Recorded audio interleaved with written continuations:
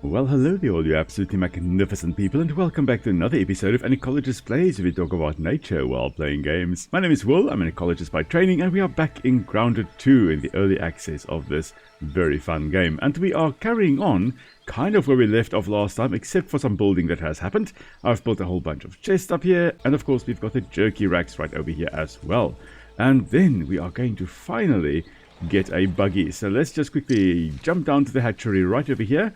And let's get our lovely little soldier ant here. Ah, there she is. Absolutely amazing. Right, now, let's get on her and start. Astonishing. And let's get cracking, shall we? I absolutely love the buggy in this game. It is really a game changer. Very nice attacks. And of course also amazing as a transport, getting from point A to point B very, very quickly. Absolutely awesome. Oh, and of course you can recruit some worker ants to help you in your travels. And the buggy is also very good at cutting down grass. So there are lots and lots of advantages to having the buggy. And, oh yes, of course, you can also carry a whole bunch of grass stems with your buggy. 12 instead of the 5 you can normally carry. So that is really, really amazing. I am thoroughly enjoying the buggy system here. Oh, stink bug. Yeah. And let's give it a wide berth for now, because while stink bugs have this amazing, very, very smelly defense mechanism, they're also called shield bugs because of the way they look, rather than just stink bugs. But yeah, stink bugs are a very, very apt name for them, because they have got this chemical defense that smells.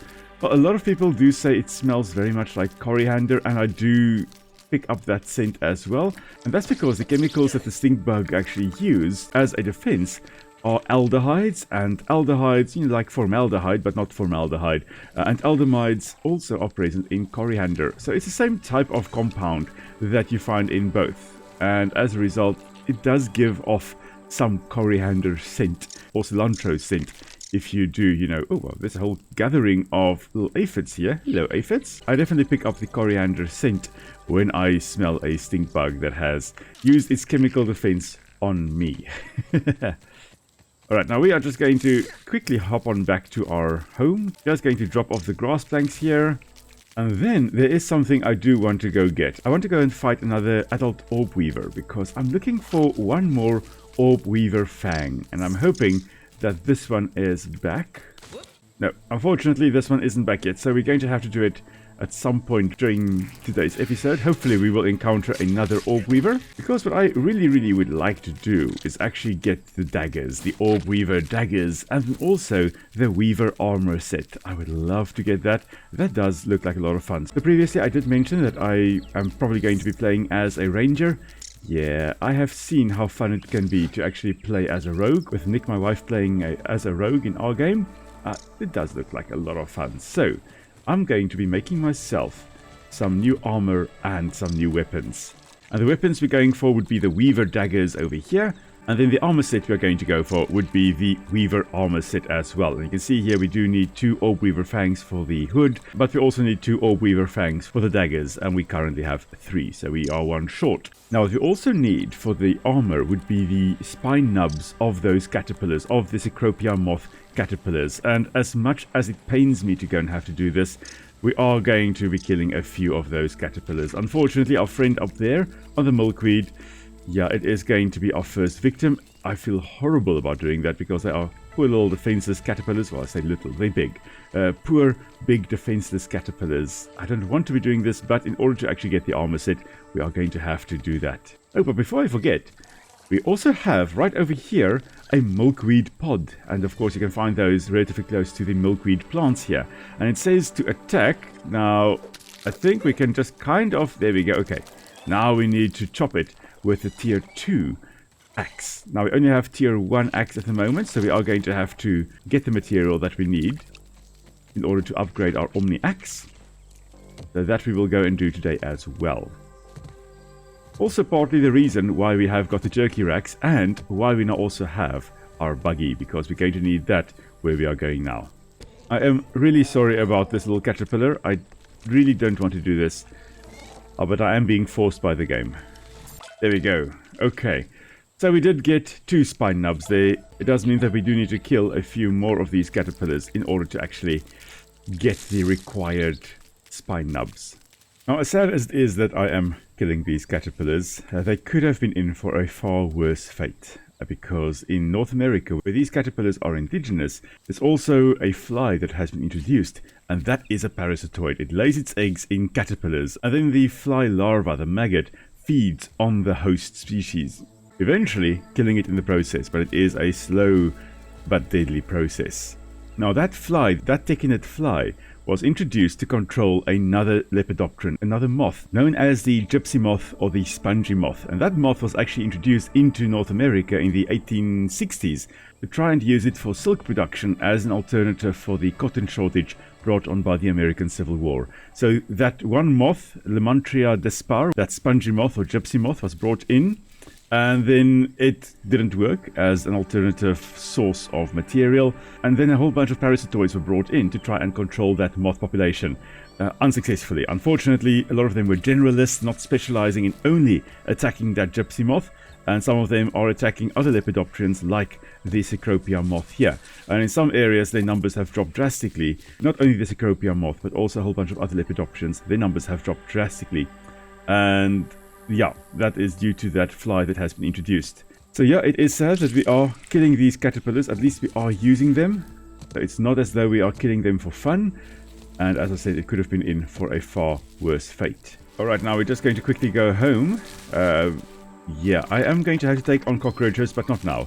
Not now. But you know what, we also don't really have to go home yet. We're first going to, of course, attack this larva. And the nice thing is we can also block with our ant, with our buggy. So that is wonderful. But first, we are actually going to go to the southeast over here. Because unless I'm very much mistaken, we can find a lot of blueberries over there. And we do need blueberry leather. It's also why I've got 3 jerky racks built at the base. We do need to get some leather going. So we are just going to head on straight over there, ignoring everything in our path. Oh, I'm not... Oh, that's what's happening here. Oh, there are scorpions here. Okay. Here be dragons, it seems. Okay, so let's just, take out the scorpion, I guess. I was like, what on earth is happening there with the ground? Oh, there we go. There is another one over here. Another baby. Luckily, we've got our friends here. Oh, and it's dead. But there is another junior over here. And, oh, it also has the stinger attack. Oh, wow. Okay. Now we're just drawing his attention. So this is an intermediate age one. It's a little bit larger than the scorpions we've encountered thus far. And we're just going to keep our distance here. And then come in.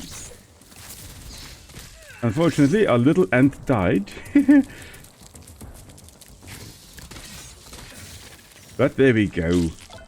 Finally. My dear sister, you will be remembered. Alright, but I saw the ground doing that funny falling out of the sky, and I was wondering what on earth is happening there. Turns out, yeah, we had a few scorpions here. Alright, let's keep running, shall we? I believe the stink bug is in this area, or there is one around here somewhere. We're just going to avoid it, and we are going to try and avoid the bombardier beetle that is there. But there's a scorpion right over there. As research. Right? Okay, that is another junior. Oh, lovely.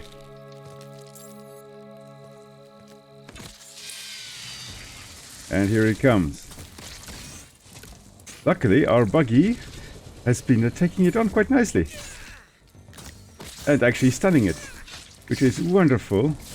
Alright, now we were contacted by, spoiler, someone over there as we headed towards the blueberry patch. We're just going to ignore that. We're going to go there in any case. But look at that. There's a whole congregation of aphids over there. A whole group of 4 of them.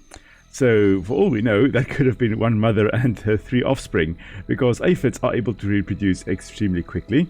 And they are able to reproduce asexually, meaning without mating with the male. And they do that through a process known as Pathnogenesis. Parthenos referring to virgin, genesis creation. So the creation of offspring without mating with a male.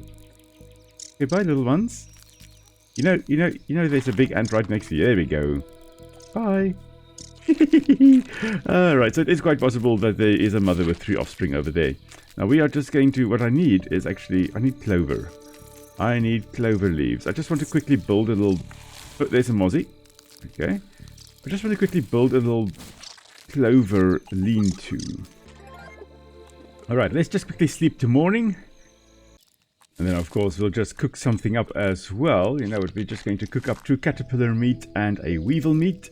Grab some dewdrops. Another one right over here. Now I think we should be ready for whatever lies ahead. Because, well, here is the blueberry patch. So let's actually go and harvest some blueberries, shall we? Right, let's see flickering up ahead. There. This counts as another one for the companion. Ah, that is an orc bee. Okay, so we are probably going to have to take that out. These bugs have no free will. Ooh, that is a vicious one. Vicious attack. And here it comes. Thankfully knocked unconscious, finally. And there we go. Harvested it as well. I suspect that was the only protector around here. So, this means we can now harvest all these berries in peace. And that's also where the buggy will come in. The buggy can also cut it. We can use our Omni tool, but you know, we may as well just bite at it with our buggy's mandibles.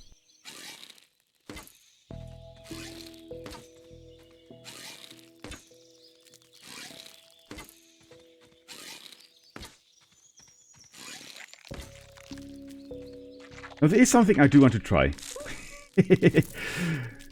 Let's see. Because I do know that you can use your buggy to actually throw things at other things. So let's see. Hey, it works! So we can pick up with F. We can pick up the grass plank here. And then we just throw it at the blueberries. Wonderful. So if you don't have a bow or your bow breaks, you can do this as well. Look, it's not as efficient as shooting at things with a bow, but it does get the job done. It's not much, but it's honest work. And for those that are wondering, here we are, right over here on the map. Just to the south of the ice cream cart. And you know, the lovely thing when you are gathering while on your buggy's back is that if your inventory is full, as mine is at the moment, the things you harvest will go to your buggy's inventory, which is absolutely amazing. And that is actually why I've decided on a specific name for my buggy over here. Now, as mentioned in the previous episode, all ant workers and soldiers are females. So I should have a female name for our buggy over here. And because she is a kind of like a backpack to some extent, or at least has some storage for us, I've decided to give her actually more of an Australian name. I'm going to call her Antilda, which is a reference to Matilda. Because in the song Waltzing Matilda, Matilda refers to a swag bag, or just a swag for short, which was being carried around by a swagman being a transient labourer that was walking around from point A to point B trying to look for work. And a swag or a swag bag is basically just a portable living unit. So it would include your bedroll, it would include some of your more important things that you'd be carrying around, some of your more important belongings you'll be carrying around as you went around from point A to point B to point C to point D. So yeah, Antilda over here is going to be carrying some of our important stuff around as well. But not, you know, the most important things, let's put it that way. And of course, I will be waltzing or walking with Matilda over here. But because she is an ant, it's going to be Antilda. So shout out to all my Australian viewers out there. G'day, guys. Oh, there are 2 orc scorpions as well. I didn't even know we had those around as well. Well now, let's, you know, take them out. Why does it sound like there's a big one as well? Oh dear. It does sound like that, doesn't it? Yeah, there we go. There's definitely a big one there. Oh, it's protecting a lab. Well, Antilda, how do you feel? Should we take it out? Antilda says yes. Alrighty. Antilda has spoken.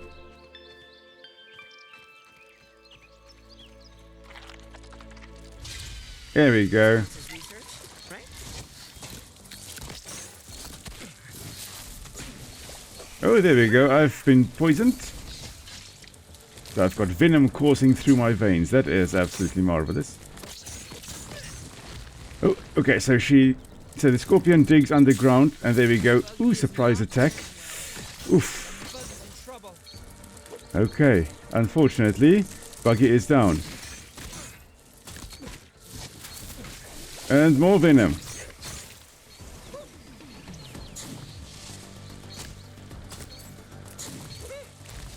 Okay, so it's going to pop up in a moment and miss. And there we go, finally perfect blocked a bit there. Let's just wail on it. I believe the flanks are vulnerable. They were the top parts and the top. Okay, she's going to come again. And miss. And there we go. I knew that was going to happen, unfortunately. Okay, let's respawn. My buggy is currently knocked out. Where's my buggy? I just do need to get my buggy back. Oh, it's too far. Unfortunately, the buggy is too far. Ah, man. Alright, so my buggy is probably going to appear at home again. Well, that sucks. Wow, everything's spawning in 4s. Well, 5 actually. We can ride together when you're better. There we go. Okay, so our buggy, unfortunately, is home now. Oh, there we go. This is where it is. Of course it is.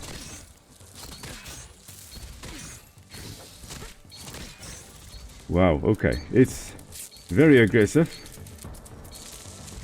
I forgot. I didn't realize it has so many different attacks. Miss. Okay. Wow. And it's stunned, so let's just, you know, whack it a bit. Okay, here it comes again. And let's just avoid that stinger. There we go. Okay, come on. Okay, here it comes again.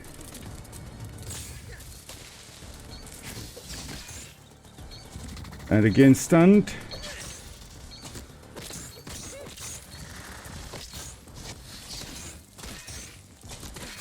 And the venom that got me previously. And finally. There we go. Showed you who's boss. Alright. Let's just grab the backpack. Looks like it's all still here. Okay, well. Went better second time around, but unfortunately we are still without our buggy. Just going to quickly analyze a few things. And chat about some spoiler things, which I'm going to skip for you guys because this is a spoiler-free playthrough. Ah, there we go. We can get some stuff here. Blazing Brew, Spicy Shard, Bug Rubber, and Milkweed Tufts. There we go. Just had to quickly make some space, but I got all of those. Now, interesting, they do have here Death by Poisonous Sting, and, you know, that does send some shudders down my spine. Not the fact, you know, that, you know, we can die due to scorpions, but the fact they mention it, poisonous stings. It's venomous stings. It's one of those things that a lot of us as biologists, we tend to get a bit upset about. Perhaps more than we should be getting upset about it. Oh man, it is a very, very long walk back without our buggy. Hey, there we go. Buggy is back. Okay, so I really thought we had to go home again to actually get our buggy back. But it turns out after a certain time of being knocked out, they are back. Buggy is winded. Which is wonderful. Dispatch. And here we are, home again, finally. Alright, I was wondering what I'm hearing, but there is in fact one of those little butterflies right over here. One of those blue butterflies in the lycaenid family. And as Pete mentioned last time, he's not sure what species it is, but yeah, don't blame him because with all the lycaenids, that is a very, very confusing group. Of course, we are going to just be drying the berry chunks to turn it into berry leather, but we could if we wanted to. We could craft it right over here as well. There we go, blueberry leather, but then it takes 3 chunks per blueberry leather instead of 1 chunk per leather. So it's not economical to do it that way. And time to just sleep to morning. And then it's time to go find one more orb weaver, one more adult orb weaver. There should be one again right up here, so hopefully we will be able to actually get another orb weaver fang. Would love to get one more. Nope, instead we just have a normal larva. We don't have an orb weaver here. I think I know where to find one. It is a bit of a travel, but we are going to have to go there in any case to get some roach chunks. So we are going to head off in that direction in a moment. We're just running past all the mosquitoes and everything that is trying to chase us down. Good luck catching up to us. We are zooming. Miss. Alright, so just around here somewhere, usually we've got the roachlings, the roach nymphs. There is also a scorpion or two, a scorpling or two digging over there. We battled them previously. But let's see if we can find the cockroach nymphs. So the nymph is one of the larval stages of the cockroach here. And they should be around here somewhere because, well, there's a lot of food here that they can eat. A lot of... Oh, okay, that is spoiled. Completely rotten. Yeah, lots of rotten food for them to actually eat. So it really does make sense that there would be some cockroaches in the area. In this case, there may be some adults. I don't know. I can't recall whether there are adults or not. But there definitely should be some nymphs. Now, I do distinctly remember seeing the cockroach nymphs here previously. And of course, now that we're looking for them, they are nowhere to be found. So let's carry on in our little adventure here. But there's an adult orb weaver. That's exactly what we were also looking for. Hello there, girl. Oh, and a junior as well. So we've got a whole family attacking. We've got the female, we've got the young, we've got the male. Everybody is attacking us now. Okay, the female is dead, male is dead, young ones are dead, everyone's dead. And we got the fang that we were after. Perfect. Now, all we need still is a cockroach nymph or two. Now, to me, it would make sense if we can find them around either the trash bags here or around this stand, this food stand over here. I think last time we also saw some around here. And to me, that definitely made sense because, well, there's a lot of food lying around here, food scraps for them to feed on. Well, there appears to be an adult over there. Let's just have a look. Research, right? Yeah, that is indeed an adult. I would prefer attacking young ones, not adults. Okay, fine. Let's see how this goes. It's probably going to go very poorly. Okay, so that's the attack pattern.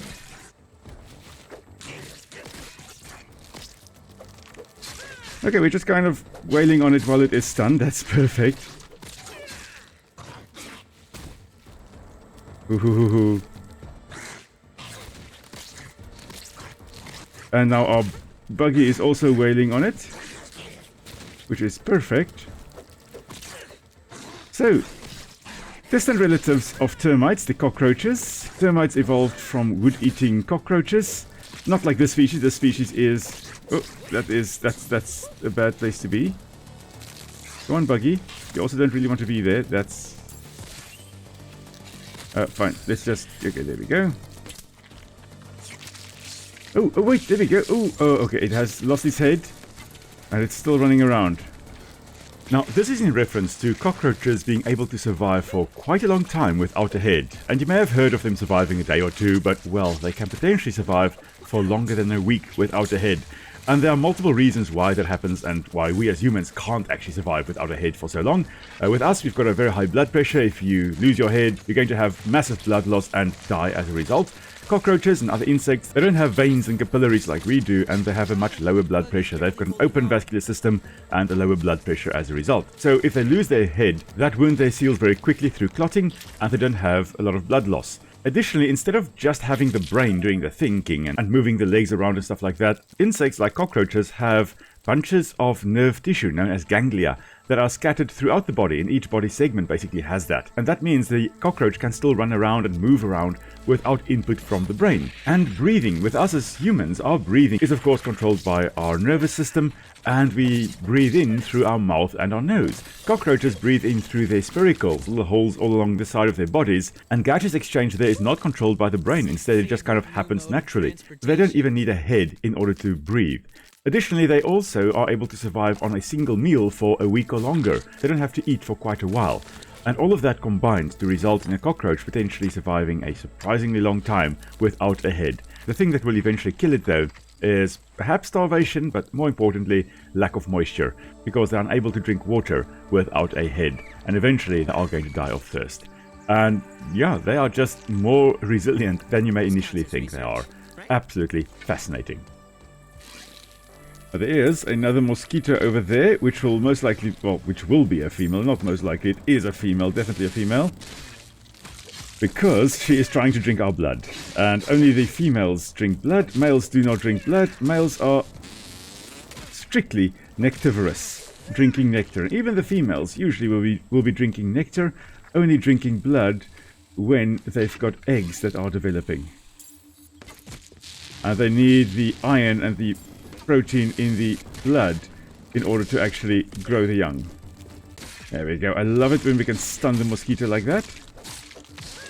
And just very quickly end it. Interesting, we can't harvest the rusty nails yet, and it isn't called rusty nails either. Instead it is invalid 73 game/harvest nodes. I was wondering about that.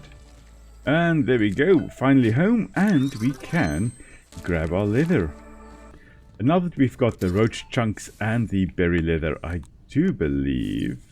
Yes, indeed, we can upgrade our axe, and this is going to be marvelous. This is going to allow us to chop things like the hot dogs that we can find. We can chop down the husky weed stems. We can chop feathers. That's also going to be very, very useful. So a whole bunch of extra stuff we can do. And we can also get pine needles with the tier 2 axe. And that's going to allow us then, along with a northern scorpion stinger here, that's going to allow us to actually make the next shovel, which will allow us to get gum and treasure as well. But we are going to have to go for that a different time. For now, however, I do believe it is time for us to craft some new weapons and armors. So let's do that, shall we? As mentioned, the weapon we are going for would be the Weaver daggers. And of course, we're going to go for the matching armor set with the Weaver armor set. I just realized I hadn't actually activated ambush as a skill, my word, as a mutation. So now we should be doing some nice damage.